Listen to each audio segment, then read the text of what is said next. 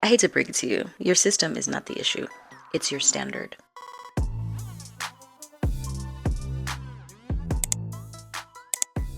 We spend a lot of time trying to fix our system, a new planner, a new routine, a new way to organize our time.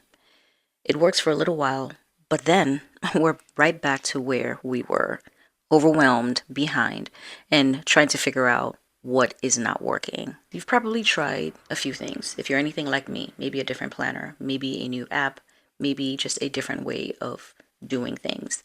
And for a while, it works. And then life happens. Because whether we like it or not, life is always going to happen. Things fall behind, yet again. And then you think to yourself, I need a better system. And the cycle starts all over again.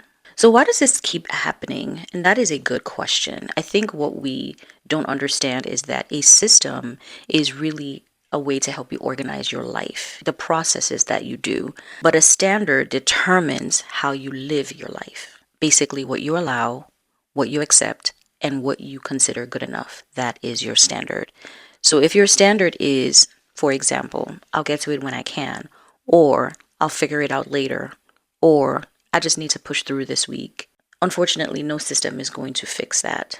So I think one of the challenges that we face is we're fixing the external thing. So the system, so the tools you're using, you want something new, you want a new plan, you want just a new routine. So when you're focused so much on the external and you're not looking at your standard, you might think that you are operating on the standard in your mind, but in all actuality, based on how your life is, it really truly determines what standard you're living by.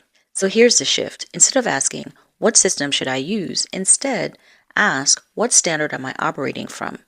Because when that becomes clear, you start to make better decisions. For example, looking back at quarter one of this year, I would tell myself, say yes to meaningful things, and say no to what isn't serving you. And as much as that is a standard that I believe I operate from, I realized that that was not the case because sometimes I would be saying no to things that would stretch me and I wouldn't do it because it would make me uncomfortable. And then I would say yes to things that would exhaust me just because I wanted to keep the peace.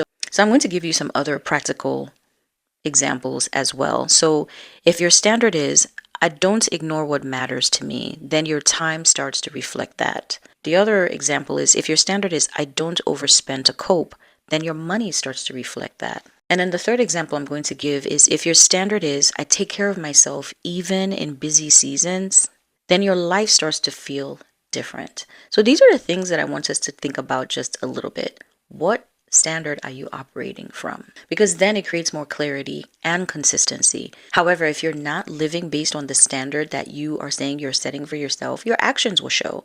Your decisions are really going to show whether you're living based on the standards that you have set. So if this resonated, I want you to answer the question I've been asking throughout the video. What standard am I operating from?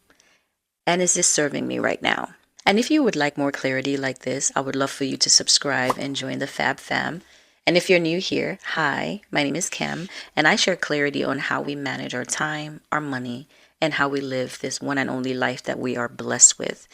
I hope this is your vibe, because if it is, I also have a newsletter. It's in the description. I would love for you to join the Fab family here on YouTube and through my newsletter.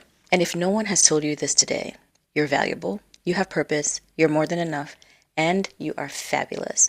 Until my next video, I would like for you to watch the one that pops up right here because I think you're gonna like it. I'll see you in my next. Bye, y'all.